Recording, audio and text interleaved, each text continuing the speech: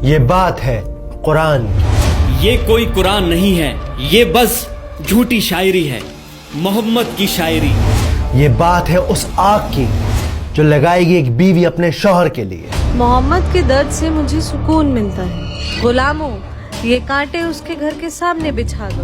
یہ کہانی ہے اس انسان کی جس نے رسول اللہ کو بھرے بازار میں رسوا کیا۔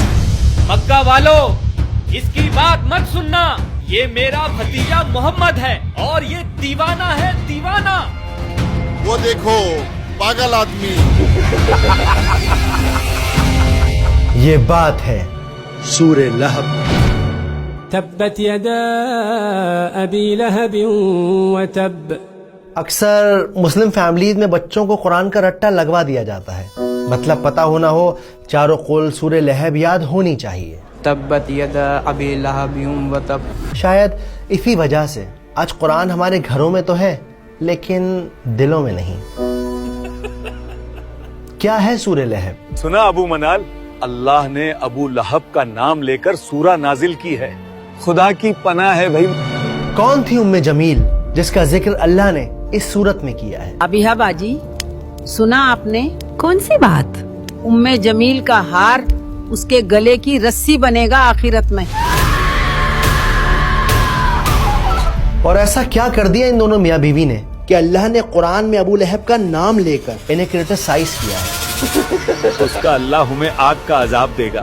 کہتا ہے میں لکڑیاں اٹھاؤں گی اپنے سر پر۔ اور سب سے زیادہ امپورٹنٹ، کیسے یہ صورت لیونگ پروف ہے قرآن کے میراکلس ہونے کا، جانیں گے اس ویڈیو میں۔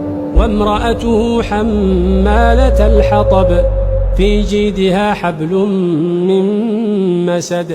سورہ لہب مکہ میں اس وقت نازل ہوئی جب ابو لہب نے ظلم کی ساری حدیں پار کر دی۔ وہ اللہ کے نبی کو پریشان کرتا، ان کو گالیاں دیتا، انہیں بھرے بازار رسوا کرتا۔ میرے بھتیجے نے باپ دادا کا مذہب چھوڑ دیا ہے، کہتا ہے اس ایک خدا کو مانو۔ اس سے گھٹیا بات میں نے آج تک نہیں سنی۔ تعجب ہے۔ مگر اس سب کی شروعات اس صبح ہوئی جب سورج کی کرنیں مکہ کی زمین کو چوم رہی تھیں۔ اونٹ ریتیلے میدانوں میں دوڑ پڑے تھے، کوئی صبح صبح خود کو شیشے میں نہار رہا تھا، کوئی ناشتہ کر رہا تھا تو کوئی ابھی بستر پر انگڑائیاں لے رہا تھا۔ یہاں ہاتھ جیتے جا رہے ہیں اور انہیں دن بھر بستر توڑنا ہے، اور کام ہی کیا ہے؟ اے جی، اب سوتے ہی رہو گے کیا؟ لیکن کوئی تھا جو صفا کے پہاڑ پر چڑھ رہا تھا۔ وہ پہاڑ پر کون ہے؟ محمد۔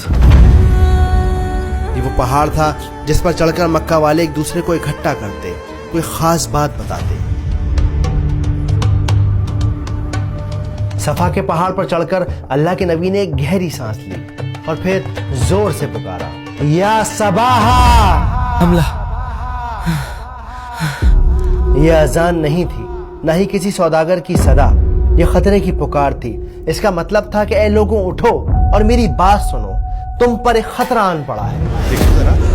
لگتا ہے کوئی مصیبت آئی ہے۔ لوگ اپنے گھروں سے، اپنی دکانوں سے، اپنی باتوں سے نکل پڑے، اور پھر جب سب لوگ صفا کے پہاڑ کے نیچے جمع ہو گئے تو اللہ کے نبی نے ان سب کو ایک نظر دیکھا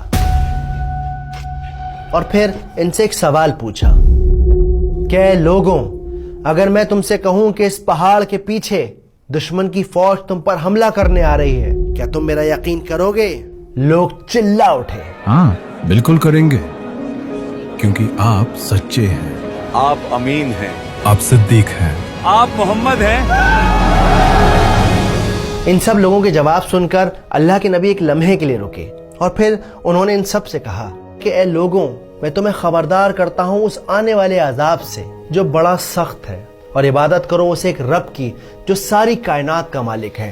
یہ بات سن کر اچانک وہاں کی ہوا بدل گئی، ان کے چہروں پر چیختا سناٹا چھا گیا، وہ سب ایک دوسرے کو حیرانی سے دیکھنے لگے۔ یہ کیا کہہ رہے ہیں؟ تعجب ہے۔ یہ بات تو کیا اپنے باپ دادا کا دین چھوڑ دیں؟ اپنے خداؤں کو ناراض کر دیں۔ اور پھر ایک آدمی کھڑا ہوا، غصے اور نفرت سے بھرا ہوا،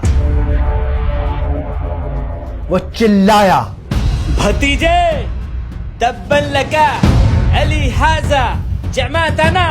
عربی کی اس عبارت کا مطلب تھا کہ کیا ناش ہو تیرا، ٹوٹ جائیں تیرے ہاتھ۔